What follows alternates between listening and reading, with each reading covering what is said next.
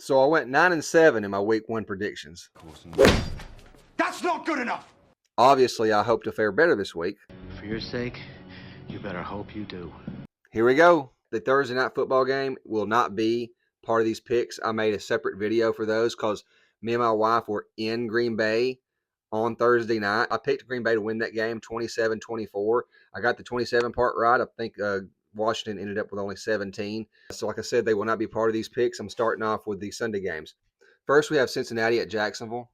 Correction, it's actually Jacksonville in Cincinnati. I always do that. I always mess up some mundane detail. I think Jacksonville keeps pace offensively for most of this game, but Cincinnati has a better quarterback. Burrow makes a few more critical plays in crucial moments than Lawrence. Like I'm walking on sunshine. And the Bengals win 27-24. Next, we've got the New York Giants going to Dallas to face the Cowboys. Dallas looked better than I expected in the opener, even though they did still manage to lose. You tried your best, and you failed miserably. The lesson is, never try. However, I had them winning this game no matter what happened week 1. So give me Dak and CeeDee Lamb both having big games, and the Cowboys win 34-24. Then we've got the Chicago Bears going into Detroit to face the Lions. The Lions rolled into Lambeau Field in week 1 with a lot of confidence, only to get rocked by the Packers.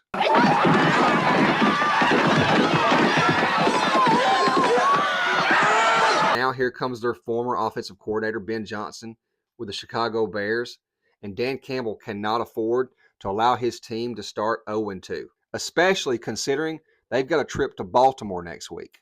Look for the Lions to jump on the Bears early and win comfortably, like 28-13.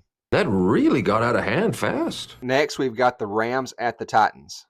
This is another game that could get out of hand early, but I have a feeling that Cam Ward, Calvin Ridley, and Tony Pollard could make some plays in this game and keep it closer than what we expect. But in the end, the Rams have too much firepower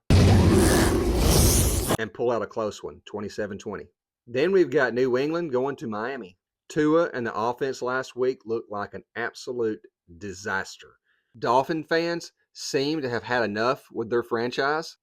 It's the opinion of many that they have no quarterback, they have no coach. Our pets' heads are falling off! While the Patriots are hopeful for their future, despite a loss to the Raiders in week 1. I expect Miami to play much better this week at home and to get the W against the Patriots, 21-17. Then we've got San Francisco at New Orleans. San Francisco should win this game, and they will, but I do expect a close one. Something like 17-13. That's all, sir? That's it. Short and sweet. Then we've got the Buffalo Bills going to the New York Jets. The other day I posted a video asking for people to give their opinions on what would be the biggest upset of this weekend, and I had many people tell me that it was going to be the Jets beating Buffalo, to which my response is, Are you out of your fucking mind? I just can't see the Jets hanging with Josh Allen in this offense, unless the Jets defense just plays out of their damn mind. Give me the Bills 24-13. Then we've got Seattle going to Pittsburgh. Aaron Rodgers really exceeded my expectations in week 1. So I do expect another solid game from Rodgers this week. And you have Darnold going against this Steelers defense? Have fun storming the castle. Think it'll work? It would take a miracle. Goodbye. Give me Pittsburgh 27-17. Next, we've got Cleveland going into Baltimore. The Ravens look like the best team in football for 3.5 quarters last week. And then? I want to fold. I fold. I'll fold.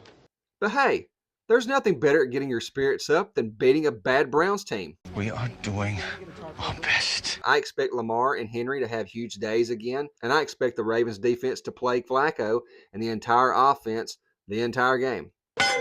Bring out Jitty! Baltimore wins 35-17. Then you have Denver going to Indy. The Colts, and especially Daniel Jones, looked really solid week 1. So much so that it made me question my record prediction for them for this season. But this game against Denver and their defense is a better barometer of the potential of this Indianapolis offense.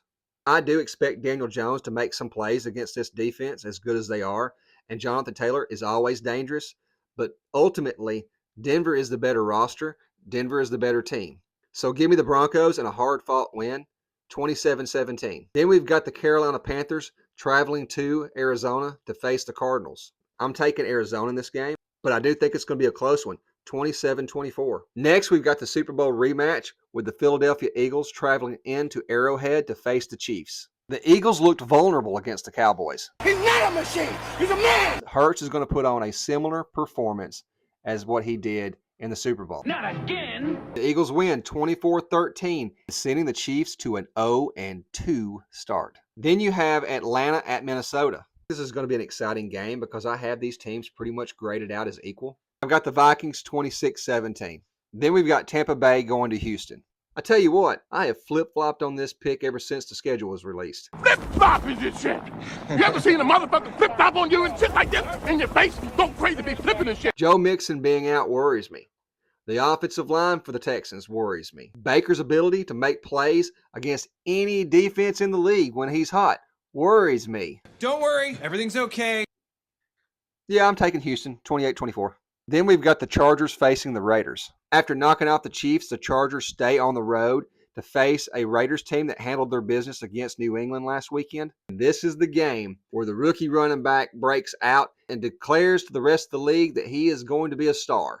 Amarian Hampton is going to be great in this game. What the actual fuck did you just say to me right now? Yes, I expect Hampton to outperform Genty in this game. And the Chargers are going to start off 2-0 for the season with a 26-21 victory.